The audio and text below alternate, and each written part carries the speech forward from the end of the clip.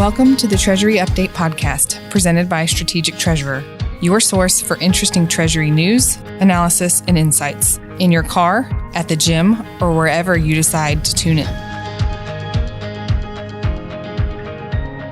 Welcome to the Treasury Update podcast. This is Craig Jeffery. I'm really excited about today's topic. This is part of the TD Bank Securities series. Today's topic is protecting the flow of your business, and we have a number of special guests on today. First, I want to welcome everyone to the podcast. First, I want to welcome Adrienne Terpak from TD Bank. Welcome, Adrienne. Thanks, Craig. I'm really happy to be here, and TD Bank is thrilled to sponsor this podcast series. We know how critical this topic is to our customers and the broader business community.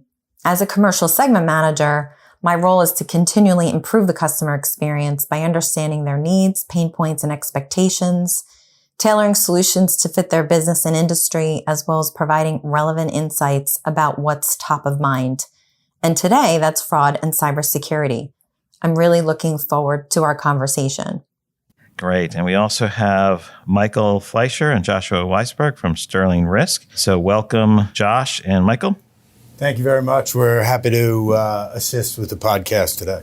Yep. Very excited to be here. Thank you again. You know, if you're listening, you're in a small company, a medium-sized company, or a large company, this content applies to you regardless of the size. Let's begin with the situation. And I want to start with you, Adrienne, and then jump over to you, Michael. From a historical perspective, as well as what's happening today, what should we be thinking about the situation with fraud and how we protect the flow, the cash flow, our data? In my day-to-day and working with my colleagues, we work with financial professionals, as you mentioned, in businesses that run the entire gamut, from small business to large enterprises. And in my prior life, before TD Bank, I was a corporate treasury practitioner, also managing accounts payable and accounts receivable. So I know that side of the house pretty well, and the challenges that we deal with, not just in managing the assets, looking to do investing and financing, but those payments that are flowing throughout the system every day are subject to this security risk. And we see it having escalated over a number of years, from the run-of-the-mill check fraud that still exists today because checks are still prevalent, but also escalating all the way to these cyber crimes, which we'll get into a little bit more. But it really has elevated our senses in terms of what we need to look out for. There's all types of attacks, different attack vectors, different ways, again, from run-of-the-mill check fraud all the way through the various types of cyber crimes that we're seeing that we need to be aware of. Certainly elevating our defenses and understanding what those are. And we'll talk about that a little bit more as well. Understanding all those different types as protecting the assets of the company is really, really important. Thanks, Adrienne. And you've been with TD Bank for a number of years. And for the few of you who may not know, TD Bank is one of the largest consumer and commercial corporate banks in the United States. Michael, maybe you could just give a quick overview of what SterlingRisk is and then get us back into the situation that we find ourselves in with cybercrime. SterlingRisk is a full-service risk management provider. We are involved in all forms of commercial insurance. We take a much deeper dive into assisting our clients with managing their risk, from claims analysis, post, as well as assisting them with risk management processes that we will develop in conjunction with our clients prior to any kind of claims issues, so that we can assist them in terms of protecting their assets, exposures, et cetera. To follow up with what Adrienne said, you know, there's a tremendous amount of exposure today from the financial perspective. In addition, we have a lot of ransomware attacks that are being accessed via email system, and the pandemic, with the amount of remote workers, has exacerbated and made this exposure much more than in prior years. So businesses are really being attacked from all ends, not only their financial ends, but anywhere that there's access to their systems and data, and customer base, et cetera. Yeah, thanks, Michael. And as Adrienne had started off and you took the baton on the situation, maybe you could continue that discussion with, what's changed in the environment? We've already said that things like ransomware have picked up. These things have increased over time. So the recognition of the threat has increased, continues to grow on a year-over-year basis, and that reflects the reality of these types of attack. But maybe you could start us off, at least on a macro level, what's changed in the environment, and then I want to get Josh involved on this discussion as well. So what's been changing in the environment of not only the attacks, but really the nature of the defense, the claims, those types of items that help us understand the attacks, but the response to those attacks? To take a 10,000-foot look at where the marketplace was, say 5-6 years ago when cyber insurance was first introduced, it was a very simple process. Applications might be as simple as name of the organization, how many employees, and what's your website.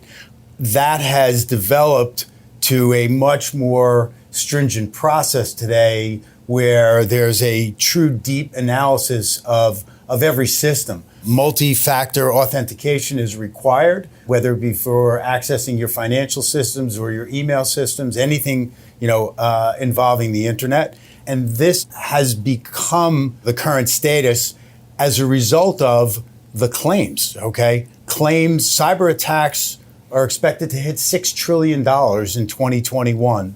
That figure is double the number in 2015. Ransomware attacks were expected to cost businesses $20 billion in 2020, and that figure is 50 times more than 2015. So you take a look at those numbers, and you can understand that insurance companies are now paying claims that they never anticipated. And obviously, when insurance companies are paying significant claims, there has to be a change in underwriting process, pricing, deductibles, et cetera. And that's, what we're really seeing in terms of the change in the marketplace from when cyber insurance was first introduced to where we are today. So that's some of the macro view on that. I know there's other things that have changed with COVID, this push to a work from home. Maybe it's time to pull you in, Josh, to talk about what else has changed in the overall environment and what are we seeing maybe at a deeper dive with those claims, other macroeconomic events that are influencing the risk management world. Sure, and thank you, Craig. And Michael did a great job of setting up some of those macro issues.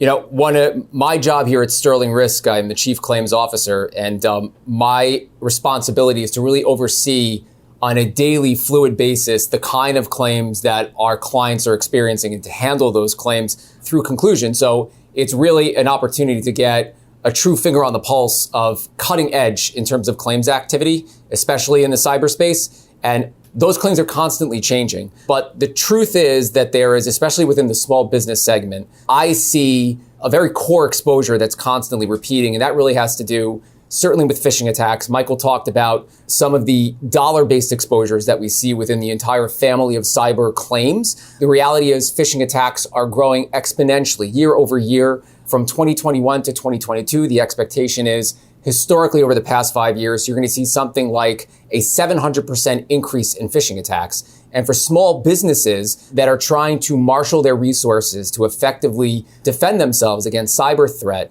with a limited amount of dollars that they can throw towards combating and eliminating or containing these exposures, it's absolutely essential to understand this is where we're seeing increase in potential cyber exposures. And that really kind of dovetails with something that I constantly say, which is when it comes to claims, the best defense is a good offense. Michael alluded to this before.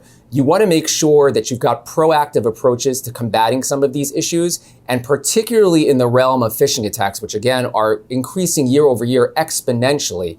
the field of human intelligence, meaning training your employees, making certain, especially within a remote environment where they're potentially distracted and they're not necessarily 100% focused, training on how to prevent phishing attacks, how to spot malicious links in an email is absolutely mission critical. So kind of rounding out the point, the nature of the claims that we're seeing absolutely have a nexus, particularly in the realm of phishing or spear phishing or phishing attacks in general. And that kind of branches out from there into potential exposures related to ransomware. Your systems are getting shut down and you have to make a payment to a bad actor in order to get access to your systems. Social engineering is obviously a classic exposure that is, again, only increasing over time, where malicious actors gain access to what appears to be legitimate requests for payment from a customer or a vendor, and you throw money at that fictitious actor, you're now out those dollars that came from your checking account or your savings account as you wire out those funds. The level or the depth at which you understand that threat on the front end is going to pay dividends for you when you combat or negate that threat through proactive approach on the back end. A follow-up question to that, as you talked about the work from home and the impact on the smaller businesses, one thing we see is the threat of these cyber attacks, the use of phishing, spear phishing. They're more automated, and so they seem to be catching up smaller companies, whereas before they were more custom and they were targeting larger prey, if you will. I'm sure you see some of that, but how is that causing companies to change not only in their training, but how they're getting coverage? What's becoming necessary from an underwriting requirement standpoint? That's a great question. And Michael alluded to this earlier. So across the entire business class, meaning the entire class of cyber insurance, underwriters, irrespective of the size of your organization or the amount of premium, they're becoming more and more aggressive in terms of the controls that they want to see in place to negate some of these threats. And they are going to want to see that you have, again, that human intelligence component, the training that you're giving constantly to your employees so that they can spot these kinds of attacks, these phishing attacks. They're also looking for what Michael alluded to before, multi-factor authentication or systems that you can deploy to make certain that you're not just relying on a password in order to get access to email systems. They want a token system or some other system in place to provide dual authentication before you can access any electronic business records that belong to your organization. Those are really some of the core safety controls that we see, or risk management controls that cyber underwriters are looking to see before they're going to be willing to even quote your risk. Now, as your organization gets bigger, as the level of resources that you can deploy towards these threats becomes more sophisticated, you'll be looking at other resources such as endpoint detection. That's certainly something that cyber underwriters are going to want to see. They're going to want to see, for example, that you have what's called a breach plan, which is kind of the blueprint that you're going to use in the event that you're hacked. They're going to want to see that you have a plan in place in order to deal with that hack, how you investigate to make sure that you can confirm the depth of the infiltration and what regulatory or legal obligations you might have to notify your customers, your clients, that their personally identifiable information, their social security numbers, their bank routing numbers, if they've been compromised, you have to let them know about that. That's another exposure that cyber underwriters want to make sure that you are insulating your systems from through all these different approaches. So what I've heard you say is the application process or the registration process has gone from a few questions, name, number of employees, website, to a much more rigorous application process that looks across things like training, multi-factor authentication, a number of controls. What else is happening? Is the length of these agreements staying the same, shortening, getting larger? You talked about coverages and deductibles. What's happening there across the board or generally? I'll turn it back over to Michael. I think Michael can give our audience some more detail on what we're seeing in terms of the changes in coverage that are definitely a response to some of these growing exposures. Thank you, Josh. There was a time where you might be able to obtain multi-year policies, as in other coverage forms. But as this coverage has developed and as certainly the loss history has mushroomed, become so much more significant, carriers are no longer providing multi-year policies. They're one-year policies. We're seeing the reaction to organizations that have had claims. They're going to be receiving lower limits of coverage. They may be having to endure much higher deductibles or retention levels on these policies. If the controls that Josh outlined aren't in place, There could be lower limits available for those, or even certain coverages might be excluded if a particular client doesn't have the right controls in place, that the underwriters feel comfortable that there's enough protection and that they're not exposed. These are some of the changes that you've seen in the marketplace. You know, when it first was brought out, it was a simple coverage that was really, everybody was thinking was a throw-in and just, let's add this coverage because it's a nice add-on, okay? Now it's probably become one of the key exposures in terms of losses and danger to a client's, organizations and their ability to run their business. Yeah, Michael raises a great point. Just something to keep in mind, the average cost of a cyber claim in the insurance space, and this is something that cyber underwriters track, the average cost is $8 million. Now, obviously, you're going to have claims that are worth significantly less. You're going to have claims that are worth significantly more. But those dollar pressures that cyber underwriters are looking to contain have a direct correlation with some of the restrictions and coverage that Michael mentioned. Just a couple of things to keep in mind.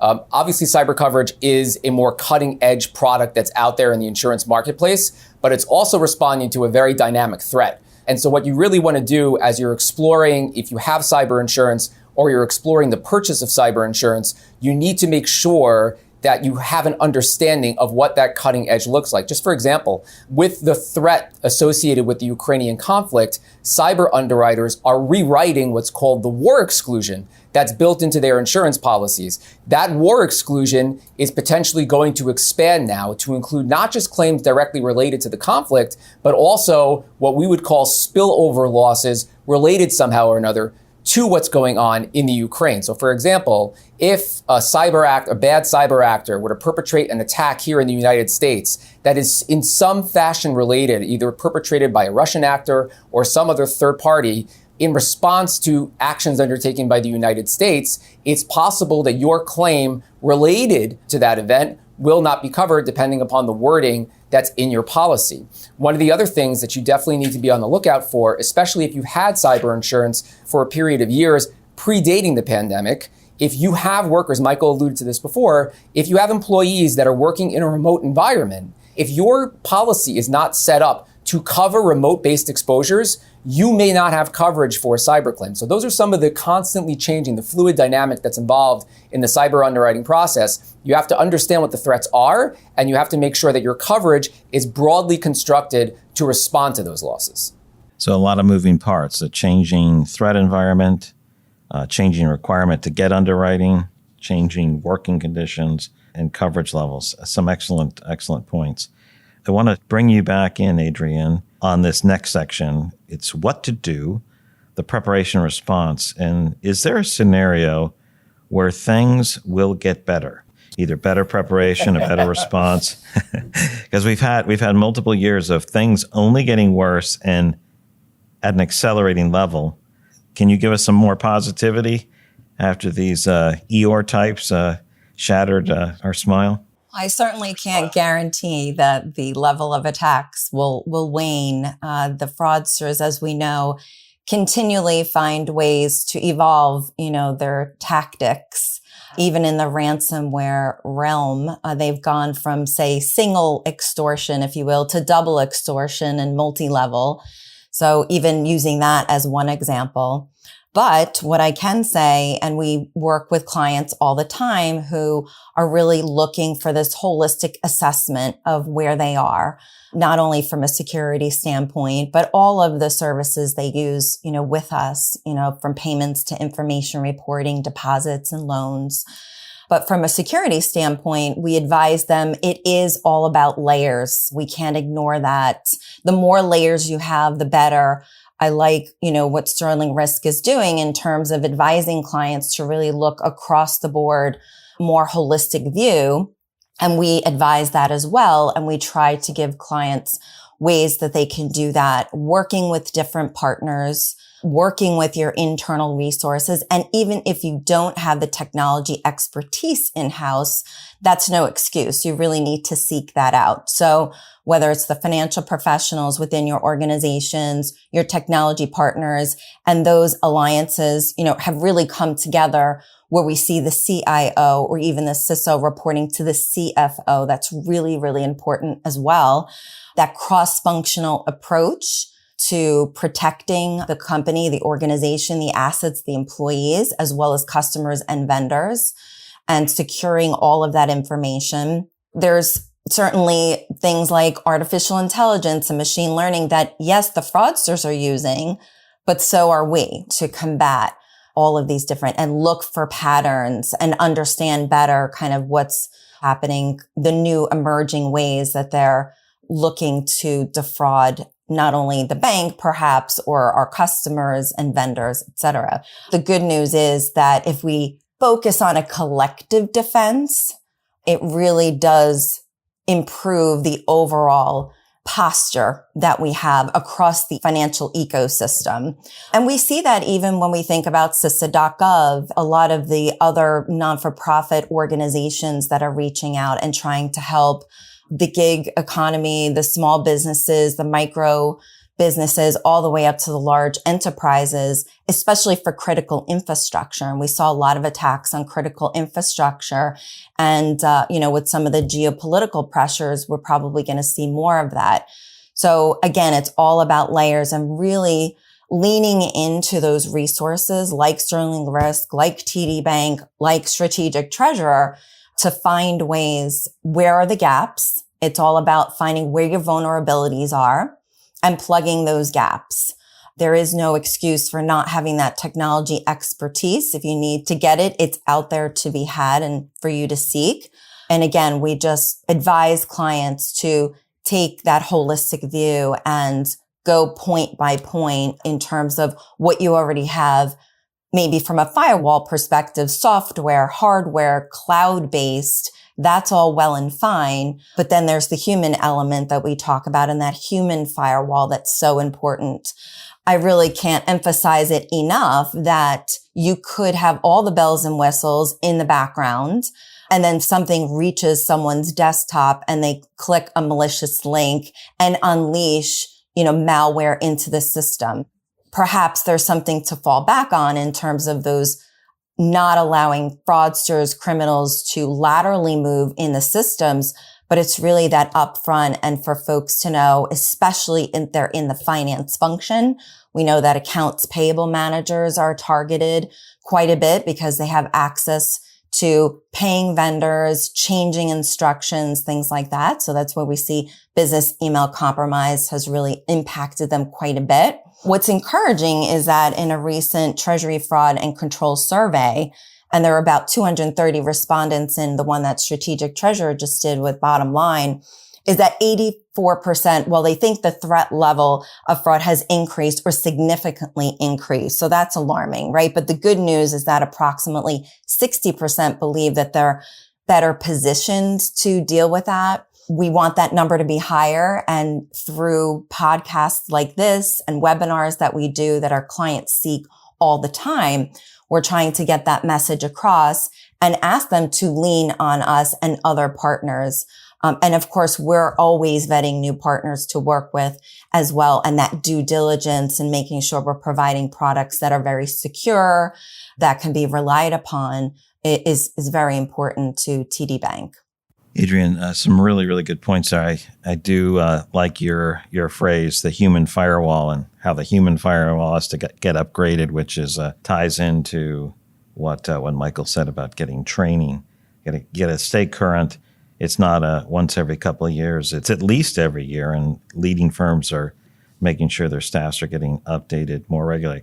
I did have one question before I jump back over to Josh and Michael. You talked about multi-extortion. I think I know what you mean, but I just wanted to be clear what you're referring to, multi-extortion versus single extortion. Could you explain what you meant by that? So single extortion is where the fraudster will encrypt the data on your servers. Like ransomware, they just encrypt it. Okay. Right. Not allowing you to access that information. And if you don't have that backed up, you need to pay that ransom to get it back. And in some cases, you won't necessarily get it back, or you might not get it all back, or they may have been able to exfiltrate that data. And that's where double extortion comes into play. So exfiltrating that data and then basically telling the company that they will expose this data, which of course they can sell on the dark web. And we see it all the time. And sometimes you may not see it right away. So if your debit card has been compromised through some mass breach of security, credit card, other information, whether it's your name, your email address, etc., it may be 1 or 2 years until you see that being exposed through the dark web. And people are buying that, they're packaging that information and they're buying that information, right? So again, that double extortion, that reputational risk of having that data exposed and potentially sold on the dark web is that next level of intimidation that we have to watch out for. We had companies that were doing a great job of backing up their data and saying, no, I'm not going to pay you the ransom because I do have access to my information.